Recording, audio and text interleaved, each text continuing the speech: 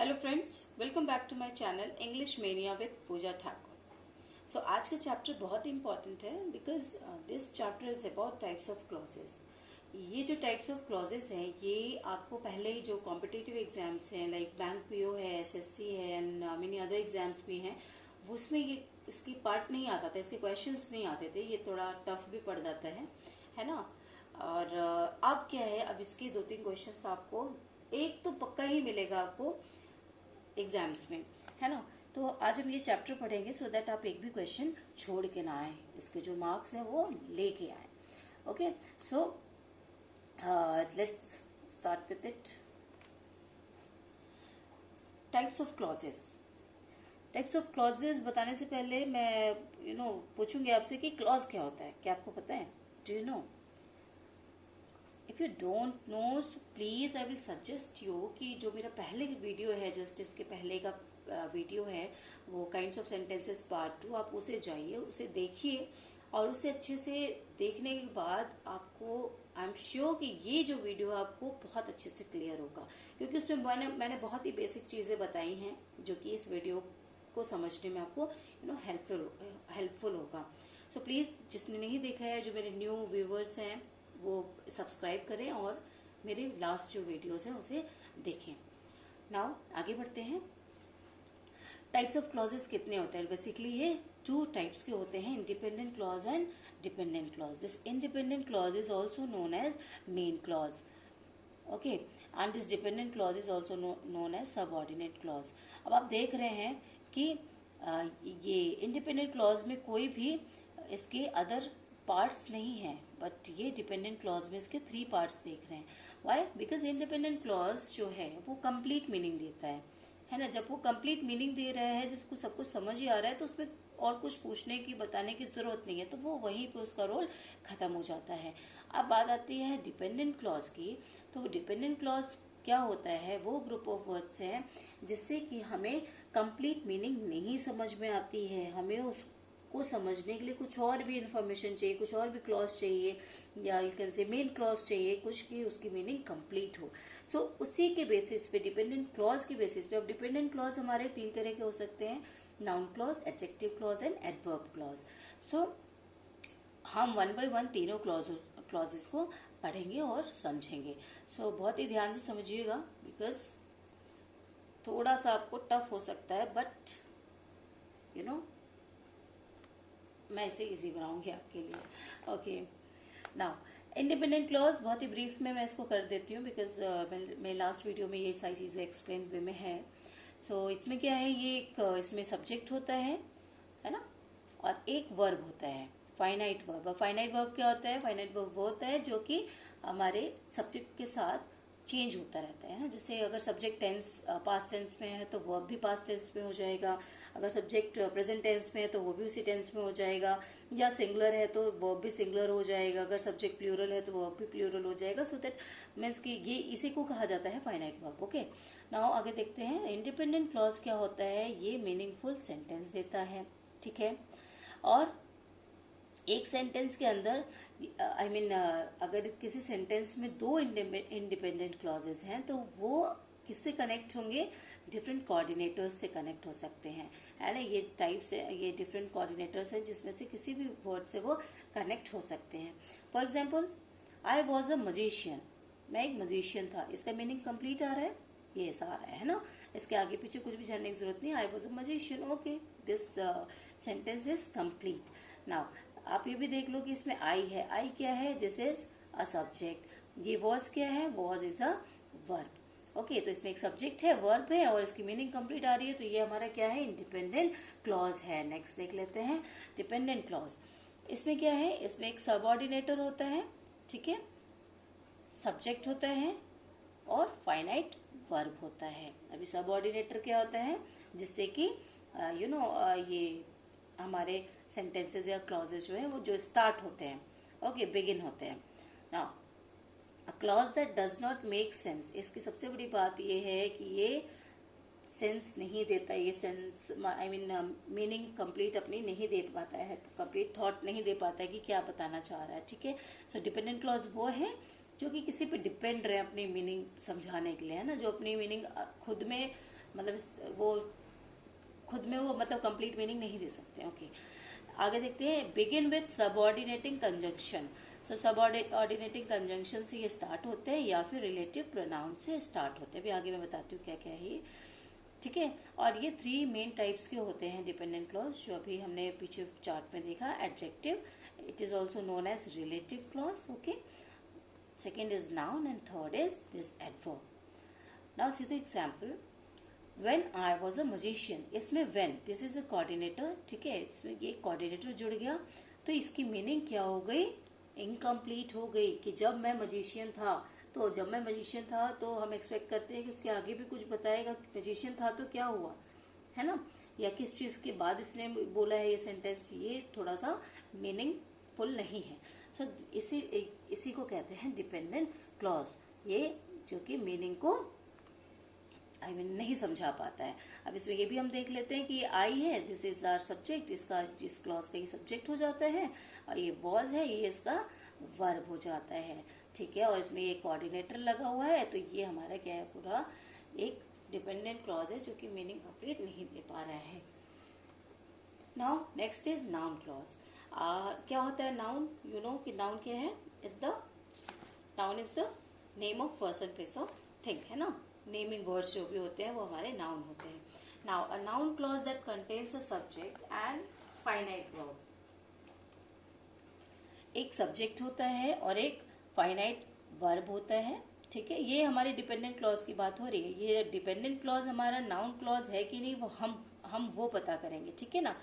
Okay, सो एक subject हो गया और हमारा एक ये फाइनाइट वर्ब हो गया, ठीक। और ये कैसा फंक्शन करता है, अगर नाउन क्लॉज है तो वो क्या फंक्शन करेगा, it will act as a noun. वो पूरा का पूरा क्लॉज एक नाउन की तरह एक्ट करेगा उस सेंटेंस में। अब इसका एक बहुत इंपॉर्टेंट ये ट्रिक है और बहुत इजी भी है कि जो सेंटेंस है, जो पूरा क्लॉज है, वो हमें मीन्स जो डिपेंडेंट क्लॉज है वो अगर हमें व्हाट की मीनिंग देता है, मीनिंग नहीं सॉरी आंसर देता है, रिप्लाई करता है, तो वो हमारा नाउन क्लॉज हो जाता है। कोई भी सेंटेंस अगर जो डिपेंडेंट क्लॉज है वो अगर व्हाट का आंसर बता रहा है, it means that clause is a noun clause. Okay, let's explore some examples. Like, everyone knows that Raj runs at least a mile every day. So आपको दिख रहा है ये कोऑर्डिनेटर यहाँ जुड़ा है, ठीक है। यहाँ से सेंटेंस स्टार्ट हो गया है जो कि डिपेंडेंट क्लॉज का है, ठीक है। इसमें भी आपको दिख रहा है एक सब्जेक्ट है ना, एक वर्ब है। डिपेंडेंट क्लॉज होने के लिए एक सब्जेक्ट और वर्ब भी चाहिए, और इसकी मीनिंग भी कंप्लीट नहीं आ रही क्योंकि इसमें दैट लग गया है ना। सो अब हम देखते हैं कि ये जो साइड जो हमारा जो रेस्ट पार्ट है, जो इंडिपेंडेंट क्लॉज है, उससे क्या हम क्वेश्चन बना सकते हैं। अब देखिए, हम क्वेश्चन हमें क्या बनाना है, व्हाट का बनाना है। तो अगर हम देखें एवरीवन नोज व्हाट, तो व्हाट का आंसर क्या आ रहा है कि that Raj runs at least a mile every day. बता रहे हैं ना कि क्या सब लोग जानते हैं, सब लोग ये जानते हैं ना कि राज एटलीस्ट 1 माइल डेली दौड़ता है, हर दिन दौड़ता है ना। तो ये व्हाट का आंसर दे रहा है, इट मीन्स ये हमारा क्या है, नाउन क्लॉज है। इसमें भी सब्जेक्ट है और उसमें प्रेडिकेट है, ठीक है। So this clause is the object of the verb knows. ये जो पूरा क्लॉज है दैट से लेके एवरी डे तक है, जो ये जो पूरा क्लॉज है, जो हमारा ये नाउन क्लॉज है, ये क्या है, ये काम कर रहा है इस नोज के ऑब्जेक्ट का। नोज मतलब क्या जान रहे हैं कोई, मतलब सब लोग क्या जानते हैं, ये चीजें जानते हैं, ठीक है। ये सारी चीजें ये जानते हैं कि राज दौड़ता है, ये ठीक है। तो ये नोज का काम ये सेंटेंस ऑब्जेक्ट का कर रहा है, मीन्स ये सेंटेंस इस नोज के लिए ऑब्जेक्ट है, ठीक है। नाउ समझ में आ गया होगा, आई होप। सेकेंड सेंटेंस देख लेते हैं। That you have come pleases me. Here the clause that you have come is the subject of the verb pleases. अब यहाँ पे उल्टा हो गया। अब आप इससे आप समझ सकते हैं कि नाउन का जो फंक्शन है वो एज अ ऑब्जेक्ट भी हो सकता है एंड एज अ सब्जेक्ट भी हो सकता है ना। जैसे यहाँ पे एज अ ऑब्जेक्ट इसका वर्क था, है ना। ये जो सेंटेंस हमारा डिपेंडेंट क्लॉज का जो पूरा सेंटेंस है, ये पूरा ऑब्जेक्ट की तरह काम किया इस नोज वर्ड के लिए, है ना। और यहाँ पे उल्टा हो रहा है कि ये जो हमारा सेंटेंस है वो सब्जेक्ट का काम कर रहा है प्लीजेस के लिए, है ना। ये जो वर्ब है प्लीजेस, इसके लिए ये क्या काम कर रहा है, सब्जेक्ट का काम कर रहा है। तो ये हमारा पूरा सब्जेक्ट होता है इसके लिए। तो अब हम ये ट्रिक भी एक बार फॉलो करके देख लेते हैं। प्लीजेज मीन किस चीज से खुशी होती है, मतलब मुझे क्या चीज खुश कर देती है, जब तुम आते हो, है ना। जब तुम आते हो तो तब मुझे बहुत खुशी होती है। तो व्हाट देर है ना, what pleases me, that you have कम, ठीक है, कि तुम आए हो। तो जब हमें जो ये रेस्ट पार्ट है, जो इंडिपेंडेंट क्लॉज है, वो अगर हमें व्हाट का क्वेश्चन पूछने पे उसका आंसर हमें ये डिपेंडेंट क्लॉज में मिल जाता है, व्हाट का आंसर डिपेंडेंट क्लॉज में मिल जाता है, तो वो हमारा क्या हो जाता है, नाउन क्लॉज हो जाता है, ठीक है। What pleases me, that you have come, क्या मुझे प्लीज किया कि आप, that you have come. Third example, I expect that I shall get a prize. अब इसमें भी देख लेते हैं, सीधा सीधा रूल जा रहा है कि आई एक्सपेक्ट, मैंने क्या एक्सपेक्ट किया था, what, I expect what, that I shall get a prize, है ना। यहाँ पे भी वही सेम हो रहा है कि एक्सपेक्ट का ये जो पूरा सेंटेंस है ये क्या क्या वर्क कर रही है इसके लिए, ये एज अ ऑब्जेक्ट वर्क कर रही है ना। क्या एक्सपेक्ट किया, ये एक्सपेक्ट किया कि वो मुझे आज प्राइज मिलेगा, है ना, मिल सकता। तो इसमें क्या हुआ, ये एक तरह से हमारा इस एक्सपेक्ट के लिए ऑब्जेक्ट का काम किया। इसमें भी एक सब्जेक्ट है, एक वर्ब है, ठीक है। तो आई होप समझ में आ गया होगा। मैं थोड़ा सा ऐसे एक ओवरऑल बता देती हूँ कि जो सेंटेंस है, जो हमारा डिपेंडेंट क्लॉज है, अगर वो व्हाट का आंसर है तो वो हमारा नाउन क्लॉज होता है। Clear? Now adjective clause. So a relative clause और adjective clause describes the noun. आपको पता है एडजेक्टिव क्या होता है, पहले एडजेक्टिव पता होना चाहिए। एडजेक्टिव क्या होता है, एडजेक्टिव वो वर्ड्स है जो कि नाउन या प्रोनाउन को डिस्क्राइब करते हैं, उसके बारे में और कुछ ऐड ऑन करते हैं, कुछ उसके बारे में और एक्सप्लेन करते हैं ना। सो एडजेक्टिव क्लॉज क्या हो जाएगा, वही उसी के जैसा ही है कि नाउन और प्रोनाउन को, नाउन या प्रोनाउन को वो क्या करेंगे, उसके बारे में कुछ और डिस्क्राइब करेंगे, कुछ और एडिशनल कुछ और चीजें बताएंगे। सो देखते हैं।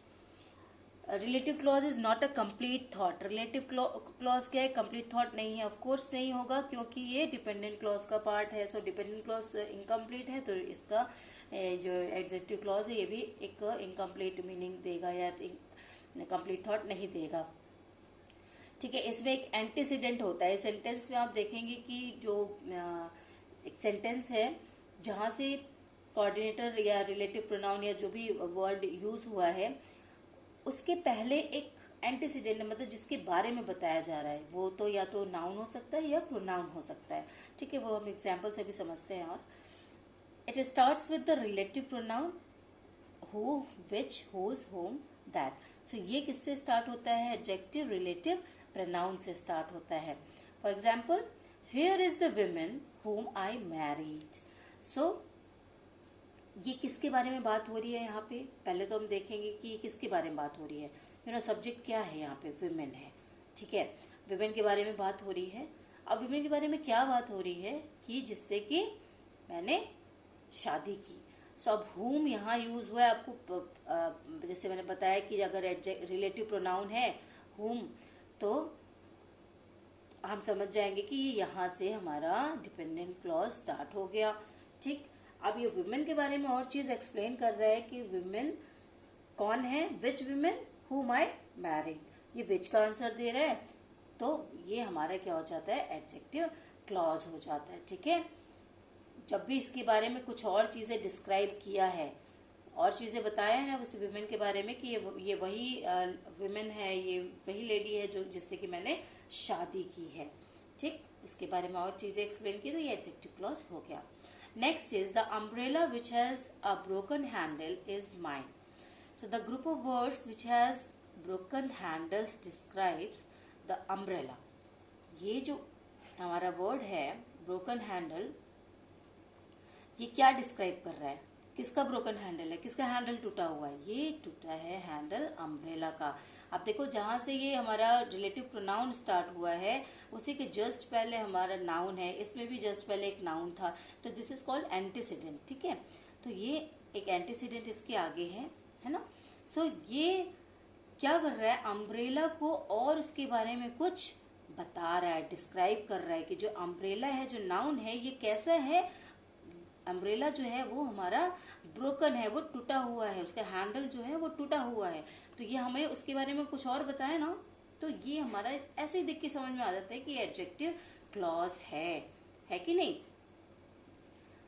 है ना। इसके खुद के सब्जेक्ट है, प्रेडिकेट है, ठीक। तो ये क्या हो जाएगा? हमारा एडजेक्टिव क्लॉज हो जाएगा। Yes, okay. एंड यहाँ पे ये एडजेक्टिव का काम कर रहा है, ब्रोकन हैंडल एक्सप्लेन कर रहा है, तो ये सीधा सीधा एडजेक्टिव क्लॉज जाएगा। ये तो बहुत ही सिंपल था। Now we admire the men who are courageous. So ये किस टाइप के मेन की बात हो रही है? उस मेन की बात हो रही है जो कि करेजियस है। करेजियस होना एक मतलब नाउन को करेजियस दिखा रहा है, तो ये हमारा क्या होता है? एडजेक्टिव होता है ना। जब किसी भी चीज, किसी भी नाउन को और उसके बारे में कुछ डिस्क्राइब कर रहा है तो वो हमारा क्या हो जाता है? एडजेक्टिव हो जाता है। और यहाँ आपको दिख ही रहा है कि रिलेटिव प्रोनाउन है, तो ये स्ट्रेट वे ये क्या है? एडजेक्टिव क्लॉज है। Okay, next the last one, I mean third one is adverb clause. This is also very important. An adverb clause is a subordinate clause that modifies a verb, adjective or another adverb. So adverb क्या होता है? adverb भी पता होना चाहिए कि adverb होता है जो कि वर्ब को या एडजेक्टिव को या उसी सेंटेंस या अनदर एडवर्ब को उस कुछ मॉडिफाई करता है ना, उसके बारे में कुछ और बताता है कि कोई चीज़ है तो कैसा है, कितना है, इस तरीके से उसे और उसके बारे में कुछ उसके बारे में कुछ इन्फॉर्मेशन देता है, कुछ और। And it begins with subordinating conjunction. ये किससे स्टार्ट होता है? सबऑर्डिनेटिंग कंजंक्शन से स्टार्ट होता है। ठीक है, अब ये इसका ट्रिक हो जाएगा कि ये किस चीज का आंसर देता है कि कोई भी जो काम है या वर्ब का बताता है, तो ये जो भी एक्शन हो रहा है वो कैसा हो रहा है, या कोई भी एडजेक्टिव है तो वो कैसा है, हाउ, व्हेन, वेयर, व्हाई या व्हाट एक्सटेंट, मतलब किस हद तक या कब तक, इस तरीके से आपको इसकी वो बताता है, आंसर देता है। तो हम एग्जाम्पल देख लेते हैं तो ज़्यादा अच्छे से क्लियर हो जाएगा। They rested when the evening came. They rested, ये रेस्ट करना एक हमारा वर्ब हो गया, है ना। तो दे रेस्टेड मतलब उन्होंने आराम किया, तो ये तो भाई कंप्लीट मीनिंग है, तो इसको छोड़ना है। उसके बाद यहाँ से देखना है कि हमारा ये सबऑर्डिनेटिंग कंजंक्शन यहाँ से यूज हुआ है और इसकी मीनिंग भी पूरी नहीं आ रही है, तो ये हमारा पूरा का पूरा क्या हो जाएगा? डिपेंडेंट क्लॉज हो जाएगा। प्लस ये हमें कैसा रेस्ट, मतलब कब, व्हेन का आंसर दे रही है ना कि ये रेस्ट कब कर रहा है। दे रेस्ट हमारा वर्ब है और व्हेन का आंसर दे रहा है कि ये इवनिंग में रेस्ट कर रहा है, तो ये हमारा एडवर्ब क्लॉज हो जाएगा, है ना। एडवर्ब और एडजेक्टिव को आइडेंटिफाई करना बहुत ही एक तरह से इजी है, बिकॉज इसमें जो है एंटीसीडेंट, इसमें देखो वर्ब का एंटीसीडेंट लगेगा और उसमें एडजेक्टिव में नाउन का रहेगा, मीन्स नाउन के बारे में कुछ एडिशनल कुछ बताएगा और इसमें एडवर्ब में वर्ब के बारे में कुछ बताएगा। तो जैसे आप देखो एंटीसीडेंट क्या है तो आपको समझ में आ जाना चाहिए कि अच्छा ये एडवर्ब हो सकता है या एडजेक्टिव हो सकता है, समझ में आ जाएगा, है ना। फिर भी आप थोड़ा सा अदर चीज़ें भी ध्यान देंगे, अदर थिंग्स जो है लाइक कौन सा कंजंक्शन लगा है या मीनिंगफुल हो रहा है कि नहीं हो रहा है, वो सारी चीज़ें आपको देखनी पड़ेंगी थोड़ी ना। We can not send you the goods because we are out of stock. So the group of words, इसमें हमारा वर्ब क्या है? सेंड है ना, ये हमारा वर्ब हो गया। इसके बारे में बता रहे हैं कि ये क्यों नहीं भेज पा रहे हैं, वाई, ये हमें इस सेंटेंस में वाई का मीनिंग दे रहा है, आंसर दे रहा है, है ना। We can not send you the goods, कि वो गुड्स हम क्यों नहीं भेज पा रहे हैं, क्यों नहीं सेंड कर पा रहे हैं, why, because we are out of stock. ये इसका आंसर दे रहा है ना। तो ये अगर इसका वाई का आंसर देता है कोई सेंटेंस तो ये एडवर्ब हो जाता है, प्लस ये हमें वर्ब के बारे में कुछ बता रहा है कि ये जो है गुड्स है वो हम क्यों नहीं भेज पा रहे, ना भेजने का रीजन बता रहा है ना, कि ये आउट ऑफ स्टॉक है। सो इसमें भी देखो एक हमारा सब्जेक्ट है यहाँ पे, और एक ये जो बाकी जो बचे सारा आउट ऑफ स्टॉक जो है ये हमारा प्रेडिकेट है या जो वर्ब है आप कह सकते हैं, ठीक है। सो ये हम क्या हो जाता है, एडवर्ब क्लॉज हो जाता है। क्लियर है? इसको पहचानने के लिए क्या है, अगर ये वाई का आंसर दे, व्हेन का आंसर दे, वेयर, हाउ, इन सबका आंसर दे रहा है तो वो हमारा एडवर्ब क्लॉज हो जाता है। और जो मैंने आपको नाउन क्लॉज में बताया उसमें सिर्फ व्हाट का आंसर देता है तो वो नाउन क्लॉज हो जाता है, ठीक है। Now third one, you may sit wherever you like. So इसमें क्या है, यू मे सिट, अब इस सिट बता रहे हैं कहाँ बैठना है, जहां भी तुम चाहो। वेयर, ये हमें क्या किसका आंसर दे रहा है, वेयर का आंसर दे रहा है ना, कि you may sit wherever you like, है ना। तो इसमें भी वही है, आपका एक सब्जेक्ट हो गया, एक वर्ब हो गया, ठीक है, अब प्रेडिकेट हो गया। तो ये डिपेंडेंट क्लॉज है बिकॉज इसमें एक सबऑर्डिनेटिंग कंजंक्शन भी लगा हुआ है, और ये हमें वर्ब को और एक्सप्लेन कर रहा है कि बैठना कहाँ है, वेयर, कि जहां भी आप चाहो वहां बैठ सकते हो, ठीक। ये एक वर्ब के बारे में इस पूरी बात हो रही है, तो ये हमारा एडवर्ब क्लॉज हो जाता है यहाँ पे। आई होप आप लोगों को समझ में आया होगा, बहुत ज़्यादा कंफ्यूजिंग नहीं है, इजी ही है। और एक बार हम इसको एक बार समरी की तरह रिविजन कर लेते हैं, which is bear in mind, ठीक है। इसमें मैंने क्लॉजेज वर्ड्स भी दे रखा है कि किस वर्ड से हम पहचानेंगे कि ये हमारा नाउन क्लॉज है, रिलेटिव क्लॉज है या एडवर्ब क्लॉज है, ठीक है। सो देखिए एक रिवीजन भी हो जाएगा। Noun clause can act as a subject. मैंने आपको दिखाया कि नाउन क्लॉज एक सब्जेक्ट की तरह भी काम कर सकता है, एक ऑब्जेक्ट की तरह भी काम कर सकता है, ठीक है। और ये हमें क्या देता है, व्हाट का आंसर देता है, एंड हु या होम का भी आंसर देता है, ओके। नाउ इसमें क्या किया, वो लगते हैं जो कोऑर्डिनेटर्स हैं कौन कौन से होते हैं, व्हाट, हाउ, दैट, हु और हुम। अगर इन सब से स्टार्ट हो रहा है तो ये नाउन क्लॉज हो सकते हैं। क्यों बोल रही हूँ मैं, बिकॉज इनमें से कुछ कोऑर्डिनेटर्स हैं जो अदर उसमें भी लगता है, बट पहचानने का एक ही तरीका है कि नाउन क्लॉज है तो it means noun clause what का आंसर देगा, ठीक है। और ये सारे वर्ड्स ये कोऑर्डिनेटर्स भले ही यूज करेगा बट आंसर क्या किस चीज का देगा, व्हाट का आपको आंसर देगा, या हु या होम का भी आंसर दे सकता है। सो वो सीधे सीधे नाउन क्लॉज हो जाएगा। अब relative clause, functions like an adjective, it will contain a subject and a verb. ये कैसे फंक्शन करता है, ये एक एडजेक्टिव की तरह वर्क करता है, ठीक। इसमें भी एक सब्जेक्ट और एक वर्ब होता है। Begin with a relative pronoun, ये रिलेटिव प्रोनाउन से स्टार्ट होता है। सो रिलेटिव प्रोनाउन क्या आता है, हु, होम, हुज, दैट और विच, ठीक। और रिलेटिव एडवर्ब से भी स्टार्ट हो सकता है, विच आर व्हेन, वेयर और व्हाई, ठीक। Now come on adverb. अभी रिलेटिव क्लॉज देखो आप इसमें देख रहे हैं कि ये यहाँ पे भी हु है, यहाँ पे भी हु है, इस तरीके से और भी मिलेगा, दैट है, यहाँ पे भी दैट है। तो ये आपको मिलेगा, इसी से तो आपको पहचानना है, मतलब कि यही तो रीजन है कि हमें पहचानना पड़ता है। नहीं तो सब में अगर अलग ही कोऑर्डिनेटर, अलग ही सारी चीजें हो तो इजी हो जाए आइडेंटिफाई करना। तो बस इसका यही ट्रिक है कि आप देखो कि ये किस चीज का आंसर दे रहा है आपको। अगर नाउन है तो वो व्हाट या हु, हुम का आंसर देगा। रिलेटिव क्लॉज है तो उसमें आपको सीधा समझ में आ जाएगा कि किसी नाउन के बारे में कोई चीज डिस्क्राइब की जा रही है, एक्सप्लेन किया जा रहा है, कुछ उसके बारे में और बताया जा रहा है, तो सीधा सीधा हमारा रिलेटिव क्लॉज में जाएगा। अब आते हैं एडवर्ब क्लॉज पे।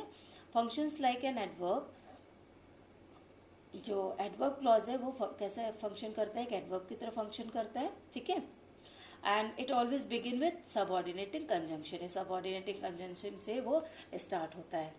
और ये किस चीज के आंसर्स देते हैं, ये आंसर देता है when, where, why, how, whereas, बहुत सारा हो गया है ना। तो ये इसमें से आपको थोड़ा याद भी करना पड़ेगा, ये सारी चीजें आपको याद भी करनी पड़ेंगी। और प्लस ये भी देखना होगा कि इसमें किसी वर्ब के बारे में या किसी एडजेक्टिव के बारे में या किसी एडवर्ब के बारे में ही कुछ और डिस्क्राइब या मॉडिफाई करेगा, उसी को कुछ और उसके बारे में चीज बताएगा। ठीक है, तो इस तरीके से आप noun clause, relative clause and adverb clause को आइडेंटिफाई कर सकते हैं। आई होप ये वीडियो आपके लिए बहुत हेल्पफुल रहा। So thank you so much for watching this, and don't forget to like, share and subscribe my channel. I'll meet you in next video with some practice questions on types of clauses. Thank you so much.